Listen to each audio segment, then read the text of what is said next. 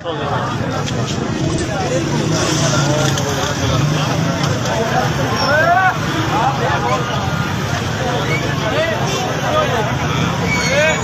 Number Islamabad में Abu Hanif school है। इधर छोटी बच्चियों के साथ ज्यादती की गई है और प्रिंसिपल स्कूल के जो वो भी साथ मिली हुई है।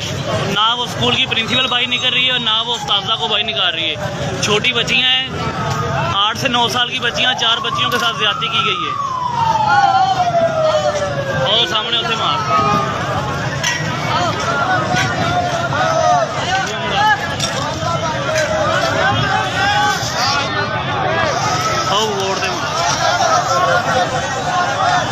बेबियां लाई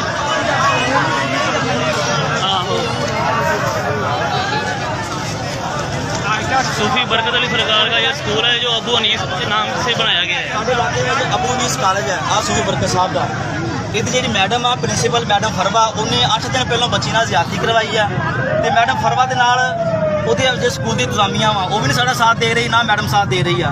तैयब ग्रुप इंडस्ट्री वाले आ ये स्कूल के ऑनर्स ने अपना अबू हनीफ के।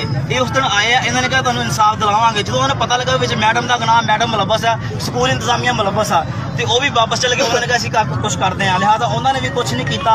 स्कूल के मेन गेट पर 8 कैमरे लगे आ, उन्होंने 8 कैमरे कहते साढ़े 8 के 8 ही कैमरे खराब हो गए। अगर होर कोई मसला बनया वा तो कहते साढ़े कैमरे ठीक है, साढ़े कैमरे आ चीज़ आ गई है।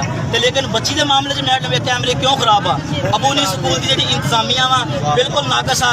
तैयब ग्रुप इंडस्ट्री जेडे इस अपना कॉलेज स्कूल के कॉलेज के ऑनर्स ने, लेकिन वो भी साथ नहीं दे रहे। उस दिन आए सी, उन्होंने अवाम लोलीपॉप दिता तो दे के चले गए। जी स्कूल की इंतजामिया मैडम फरवा वो मुलबस आ, उन्होंने पता वा मुजरम केड़ा वाले आया। सानू मैडम फरवा चाहिए। मैडम सर फरवा अगर आ जाए उन्होंने पता वा कौन किन्ने 8 साल की बच्ची नाल ज्यादती की है। तो मेहरबानी मेरी IG पंजाब अगे इमरान खान अगे अपील है कि इस बच्ची का जी ज्यादती हुई है इसका साथ दिता जाए। यह बच्ची के घर वाले खलोते आ, सानू 1 हफ्ता हो गया वा, कभी स्कूल लगे, कभी थाने, कभी रोड वाला, कभी आ चीज़ कर, लेकिन कोई बंदा साथ नहीं दे रहा। साड़ी इस गल हाईलाइट किया ही नहीं। यह जो अबू हनीफ स्कूल है बिल्कुल गंदा वा।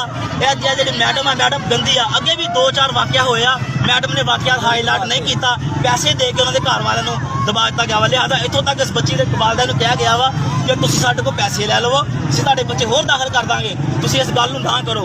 1 हफ्ता मैडम ने यह गल दबाई रखी है। हाँ जी, अंदर बच्चियां के निकाह भी कराते, जो सैटिंग हो जाती है मुंडी मंडे के लड़की लड़के का उन्होंने निकाह करवा दी है मैडम। मैडम बहुत वड्डी गश्ती है मैडम फरवा।